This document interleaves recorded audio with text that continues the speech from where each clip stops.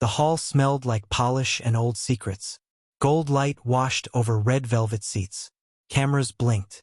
1,000 whispers braided into one soft hush as Robert.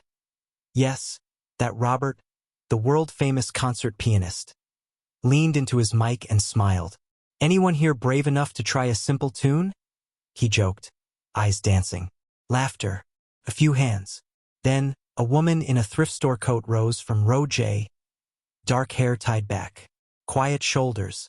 She looked like the kind of person people don't notice until it's time to stack chairs. "Come on up," Robert grinned. "We'll start with something easy. Maybe chopsticks." Some chuckled. A couple of teenagers snickered. The spotlight followed her up the aisle like a curious cat. Her name was Sophia. By the stage door, John, the stage manager, frowned. Robert, is this?" "It's a bit," whispered Evelyn, the arts critic, chewing the end of her pen. "He does this sometimes. Keeps the crowd warm." Sophia stepped onto the black lacquer like someone stepping onto thin ice. Michael, the piano tech, watched from the wings, arms folded. He'd just tuned that Steinway to perfection. Anyone pounding it would feel like a sin. Sophia stood at the bench. She didn't sit. She placed one palm on the lid, as if saying hello to a sleeping animal. Her other hand hovered over the keys. From my seat, I saw something small. Pale lines across her knuckles. Scars. The kind you get when life grabs you by the wrists and doesn't say sorry. "Just a simple tune," Robert teased. "Let's keep it fun." Sophia nodded once. Silence spread like ink. A cough in the balcony. The hush of the air vents. Somewhere backstage a headset clicked and John whispered, "Sound is good, Michael. Let it happen." Sophia drew a breath you could hear. One finger fell. One note rang. Not loud. Not flashy. A single clear tone that found the ceiling, then came down softer, like a bird deciding to stay. People turned toward each other, puzzled. Why did one note feel like a knock on a locked door? Sophia sat, adjusted the bench, lifted both hands. "Wait," Robert said, still smiling, still joking. But his voice dipped, surprised by something even he couldn't name. "Have you ever watched a room forget to breathe?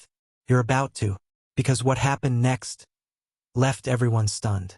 Would you have laughed, too? Or would you have listened to that first note and heard what the rest of us almost missed?" The spotlights made a halo on the lid, turning the Steinway into a black ocean under a small moon. Robert stepped back with theatrical generosity. "Ladies and gentlemen, Sophia will delight us with anything she likes. A simple tune." His grin was showman bright. The audience relaxed. People love a safe surprise. Sophia curled her fingers over middle C and let them hover, not touching, just tasting the air. The air tasted metallic the way backstage corridors do, cables and dust and old wood breathing. She glanced into the dark and found a face. A girl a few rows back, clutching a program with careful fingers. Emma, 12 maybe, big eyes that shimmered even without light. Sophia's lips tightened. A nod, tiny as a stitch. "Let's go," John murmured into his headset. "Any feedback, Michael?" "None," Michael said, barely moving his mouth. "It's quiet like a chapel."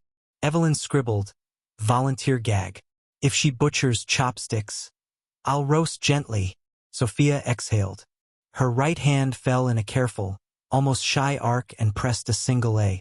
The hall answered back with that one note made enormous by space. It bloomed. It traveled up the balconies, slipped under coats, floated through earrings, touched the backs of throats. When it returned, it wore a halo of overtones like a ring of glass. She repeated it, slightly softer, slightly longer on the pedal, like holding someone's hand for one extra heartbeat. "Okay." Robert's smile thinned. "Pretty tone. Now the tune." Sophia's left hand came alive. Not with chopsticks, with something older. A lullaby that might have been sung under a window where the wind worried a curtain. A melody made of warm kitchens and late buses and lights left on for someone who hasn't come home yet. She shifted weight. Her shoulders settled. The bench was now a raft. The piano a river. The crowd hushed itself. Sophia spoke without words. Good evening, said her thumb. Be kind, said her fifth finger. A young man in the front row leaned forward. An usher forgot to scan tickets. Even the exit sign looked dimmer, as if it, too, wanted to listen. Robert folded his arms. He'd seen tricks, seen prodigies, seen old men play with fists and young girls play with fire. But there was something in the way she placed sound in time that felt careful, surgical, as if she were stitching a tear in the night. A third note, a fourth, without hurry, without apology. Michael glanced at the scars again. Those were not clumsy scars. Those were working scars. The kind you get from washing dishes in hot water, from carrying boxes alone, from fixing what you can't afford to replace. Sophia shifted. Her hands separated. Right hand lifting a thread of melody. Left hand laying down a floor of warmth. The hall learned a new silence, the kind that leans in with its whole body. Emma's chin rested on the rail, eyes shining. A phrase ended. A pause. You could hear a coat sleeve. Someone's ring brushed a program. Somewhere, a person remembered being 6 years old and safe for a minute. Sophia turned her face toward Robert, almost in apology. And then, like a match struck in a dark barn, she quoted 3 notes from one of Robert's own encores. A signature turn he always used to bring the crowd to its feet. Evelyn's pen stopped. Wait! Did you hear? Robert's eyebrows lifted, then knit. How did she know that? Sophia's mouth twitched. Not a smile. Not triumph. Recognition. She placed her hands wider. The lullaby bent, then widened, then reached toward something bigger, a horizon we hadn't known we were missing. The hall leaned. Sophia drew in a breath. Her wrists dropped, and everything we thought this was ended. What was she about to play that even the master didn't see coming? She didn't start with flash. She started with balance. Right hand tracing a line fine as hair. Left hand laying shadows like silk. The lullaby slipped into a new key, soft pivot. A door opening to a room none of us had known we lived beside. John, Michael whispered. Mute the hall mics. This is all acoustic magic. Already did, John breathed. I've never heard it this quiet. Robert, arms crossed, took one step closer. Sophia's fingers were storytellers. They talked about trains that leave at night and coffee that goes cold on windowsills. About the heartbeat of machines in a hospital room. About a promise made in a parking lot under yellow light. The notes were small photographs turning in slow air.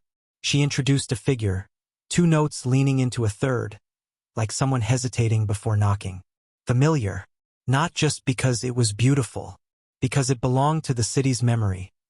Robert's encore theme, the one he looped until people forgot they were tired. She quoted it without flattery. She deconstructed it, turned it the way a jeweler turns a stone, checking every angle for flaws, mercy, light. Is she teasing me? Robert murmured, but there was no heat in it, only interest. Evelyn wrote, not mockery. Conversation. Sophia answered her own question with a ripple, wrists loose, fingers landing like rain that knows where the dry places are. Her left hand moved into a pattern that made the sound of wheels. Soft, relentless, like long miles. Emma's fingers crept to her mouth. She knew this music. She'd heard it with a different instrument. Her mother's voice at bedtime when money was low and the fridge was loud. Where did she learn that turn? Robert asked no one, but John answered anyway. Green room 15 years ago. You used to warm up with it. Door was open. Robert looked up sharply. Sophia's eyes were on the keyboard, but you could tell she was seeing further. The way people look when the past walks in and doesn't knock. Her right hand climbed. Her left hand thinned, then vanished, the way a tide pulls back before a wave. Silence stayed. But it wasn't empty. It was loaded, like a held breath. Have you ever noticed? Evelyn whispered to the stranger beside her. How the right silence makes you remember your real voice? Sophia dropped in the left again. This time quieter. A heartbeat under a story. She threaded the encore motif into the lullaby and then into a third thing. Something private, 3 notes Emma had hummed last winter while trying not to cry. The crowd didn't know the detail but felt the truth. The air changed temperature. People sat straighter without meaning to. Robert stepped toward the piano. Not to interrupt. To get warm. Sophia leaned into the una corda, the soft pedal, thinning the sound to paper, then let one chord bloom to candlelight. Her rhythm said walking. Her dynamic said do not wake the baby. She paused with her hands suspended. We all hung there with her. She turned to Robert, finally meeting his eyes. For a moment they looked like conspirators about to steal something heavy and holy. Sophia whispered, not to the mic, not to us, but to the wood and strings, okay. Her hands fell and the room opened like a gate. She began to play the piece he had never published. The color left Robert's face. How can a stranger perform a song the composer never showed the world? It was all there. The unsent letter of a piece. The one Robert practiced when the cleaning crew rattled keys on night chains. The one he abandoned because it felt too honest for audiences who wanted fireworks. Sophia didn't just know it.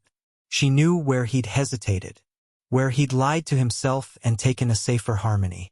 She went instead to the truth chord, the one that hurt and healed in the same breath. Robert's jaw worked. He didn't speak. Michael glanced at John. John shook his head. Let it play. Evelyn, heart-banging, wrote nothing. For once, words were vandals. She let sound right into her instead. Sophia's left hand drew a map of nights spent awake. Her right hand traced names in fog. Emma heard bedtime. Robert heard confession. We heard ourselves. The story jumped time. A narrow hallway. A door cracked open. Young Sophia, 19, carrying a tray of paper cups. Hot tea for a professor who forgot to eat. She lingers by a practice room where a young star named Robert stands with his back to the world. Lamp burned low, practicing a secret. She hears 8 bars and thinks. That's how the moon sounds when it's brave. A winter bus stop. Emma a baby, asleep against Sophia's chest. Sophia's hands cold inside thin gloves, fingers moving silently in the pattern of a melody she cannot afford to forget. A church after hours. Michael the janitor, yes, the same Michael now a piano tech, pretends not to notice when Sophia sneaks to the old upright. 15 minutes, he says, leaving the light on. Play what you can't say. Back in the present, Sophia braided those rooms into now. The hall contained them. The piano spoke their furniture and their air. Robert moved until he stood at the right corner of the instrument, where he could see her face. Where? He started, then stopped. The question was too small. Sophia used the soft pedal again, toe steady, ankle easy. Like all those nights her foot went numb, but she refused to stop. She let the melody climb toward the place where most pianists show off. She didn't. She paused. She let the notes ask instead. Are you listening? Or are you waiting to speak? Have you ever been underestimated so completely that your first truth feels like thunder under snow? Evelyn's breath hitched. Do you hear that space? She whispered. The stranger beside her nodded, eyes wet. Emma pressed her palm to her chest as if making sure the drum stayed in. Sophia turned the private, unpublished theme the way a mother turns a fevered child to the cool side of the pillow. She cradled it. She corrected its breathing. Then she gave it back to the composer without looking at him, the way you return a photo someone dropped in the rain. Robert closed his eyes. He stepped closer, hands raised as if surrendering. Sophia, he said softly, to the air, to the wood, to the years between them. She didn't answer. She didn't need to. He took one more step, not to stop her, but to accompany her with silence so large it felt like a second instrument. Sophia intensified. Her wrists found a storm. Bass strings thrummed like distant trains. Treble notes flashed like cold stars. She was not showing off. She was telling the truth in a language that can only be told at volume. The crowd sat motionless. Even the cougars forgot their hobby. Sophia reached a hinge in the music, the place where the piece should either break or become a bridge. She positioned her hands for the leap. The hall braced. Then, without warning, the stage blacked out. A gasp rose. A child cried. Emma clutched the rail. Emergency lights bloomed dimly. On stage, we could just see them. Robert's face lit by the glow from the exit sign. Sophia's hands still hovering, inches above catastrophe or miracle. Power glitch, John hissed. Back in 3, 2. The lights returned with a quiet thump. Robert's eyes were bright now, wet. He nodded once at Sophia. Take it home, he whispered. Sophia lowered her hands. Home? Where is that in music, and what price does it ask to get there? Home began with a chord that felt like walking into a room you used to live in and finding your chair still warm. Sophia built it slow. She didn't hurry to the fireworks. She climbed a staircase of small steadies. Left-hand heartbeats, right-hand lanterns. The melody carried salt and mint and whatever scent the first safe bed in months has. If you've known it, you know it. She layered rhythm like rain. Soft at first, then heavier. Then the kind of hard summer rain that makes the street steam and strangers smile at each other through it. Levels? John whispered. Michael didn't answer. He had both hands on the wing, feeling it vibrate like an animal that trusts you. Sophia pressed into the bass until the room learned a new gravity. The sound gathered under us, a pocket of thunder. She marked it with a break, clean, surgical. A silence that wasn't empty but full of everything that wanted to be said and couldn't. Then she dropped the right hand back in with a handful of notes that sounded like keys tossed onto a table after midnight. Relief, resignation, resolve. Have you ever heard a crowd not move? Evelyn breathed. Listen. We did. To nothing. To the purest nothing a hall can make. Even the exit signs seemed to dim out of respect. I checked my own body and found my shoulders up around my ears. My jaw clenched. My throat tight like I'd been holding my breath for a long swim. Sophia's fingers trembled once. The only visible fear all night. She made it part of the piece, transforming the tremor into a trill that sparked along the upper register like a fuse that changed its mind and decided to become a constellation instead. She reached the top of the staircase. This is where most showpieces end with a cadenza and a grin. She didn't. She paused and let the left hand tell the right hand a story. We have survived worse than this. Be gentle with the landing. Robert stood with his hands clasped behind his back like a boy scolded by truth and glad for it. Sophia pivoted. The lullaby returned, but older now, saltier, with laugh lines at the eyes. She cradled it. She lifted one phrase like a fragile cup. She set it down unbroken. Then she offered the composer's unpublished theme again. Not as theft, not as triumph, but as homecoming. Robert's throat worked. He stared at the keys as if they were an apology he had needed for years. Emma whispered, Mama. So softly that only the row around her heard and forgot to breathe. Sophia set the soft pedal, then lifted it. The sound swelled. She found the chord that sits between grief and gratitude, the one you can only find by getting completely lost first. She laid her hand there, and stopped, not because she'd finished, because there is a part of every story that requires stillness to be true. The silence that followed was a living thing. It walked aisles, touched the cheap seats, put its head in a child's lap. It stood beside Robert and put a hand on his shoulder. It knelt by Sophia and said, Now. She took it. Her right hand floated to the far left and tapped a single low note, soft as a candle being cupped, then two higher that answered like a door unlocking. The left hand followed with a spread chord that contained both home and the road that led away from it. She shaped the last phrase as if tying a ribbon on a box you're not sure you're ready to open. Everything ached to resolve. She held the last harmony in her palm. She looked up into the lights and let the final note hang, unfinished, like a question left on a stair. Would she resolve it, or leave all of us leaning forever? Sophia didn't move for a full heartbeat. Maybe two. The hall trembled on that ledge with her. Even the cameras seemed to respect it, motor noise shrinking to nothing. Then she closed her eyes and released the smallest smile we'd seen all night. The banshee thin thread of the unresolved note quivered. Her left hand, the reliable one that had done the heavy lifting, waited. Resolve it, someone whispered, a plea carried by air. Sophia breathed in. She opened her eyes and looked. Not at the crowd, not at the critics, not at the composer, but at Emma. Emma nodded. Just once. Brave as a lit match. Sophia lifted her wrist and placed the final note a fraction to the warm side of center, where the felt is soft from 1,000 lullabies and a handful of goodbyes. The harmony settled like rain finding the low places. Not loud, not triumphant, right?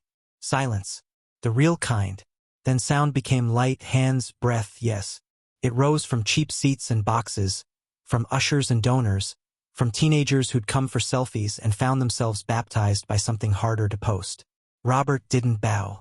He walked to the bench as if approaching a pew. He touched the lid. Then, to our astonishment, he sank to one knee beside the bench. "Sophia," he said, voice gone. "Forgive me. It wasn't theater. You could hear the years in it. The jokes. The doors that had been left ajar and then quietly shut. The auditions that happened in hallways instead of rooms where decisions were made." Sophia stood, unsure where to put her hands. She placed them, finally, over his scar-on-polished knuckle. "There's nothing to forgive," she said. "Thank you for the bench." Evelyn stood before she knew she'd moved, clapping once like a gavel. The hall followed, a tidal wave of sound. Michael wiped his eyes with the back of his wrist and pretended it was sweat. John's voice came thin through the headset. "House to full. Hold the walkout music." Robert rose. He turned to the mic, then thought better of it. He looked at Sophia instead. "Tell them," he said. Sophia swallowed. "This piece," she said, touching the wood. "It came from a hallway, from a door left open when I was 19. From a janitor who gave me 15 minutes on an old church upright." Michael laughed softly, busted. "And from a little girl who asked to hear a grand piano for her birthday." Emma hid her smile in her hands. The front rows melted. Robert leaned toward the crowd. "I wrote a version of that. I never played it in public because I was afraid. She brought it home." He turned to Sophia again. "If you would accept, I'd like to open my fall tour with this our piece. With you. And we'll fund a scholarship in your name and Emma's. For players the world doesn't see until it's too late." Sophia blinked hard. "That's a lot." "It's time," he said simply. Evelyn raised her pen like a sword. "Name it," she called, voice breaking like a good wave. Sophia looked at Emma. The girl mouthed a word. "Note." Sophia nodded. "Call it the note that found home." The hall said yes the way a crowd of strangers can, together, when they've been turned into neighbors by sound. The cameras caught it. But you can't record what we carried out into the cold. The feeling that one person's quiet could tune a roomful of hearts. On the way out, people spoke softly, like after a funeral or a birth. "Did you hear? That pause. I remembered my mother. I called my father in my head. I decided something. Have you ever been laughed at, then invited onto a stage you didn't ask for? What would your first note be? When someone underestimates you in public, do you prove them wrong loudly? Or do you let your work speak in a way that changes the room's silence? Which approach has actually worked for you and why?"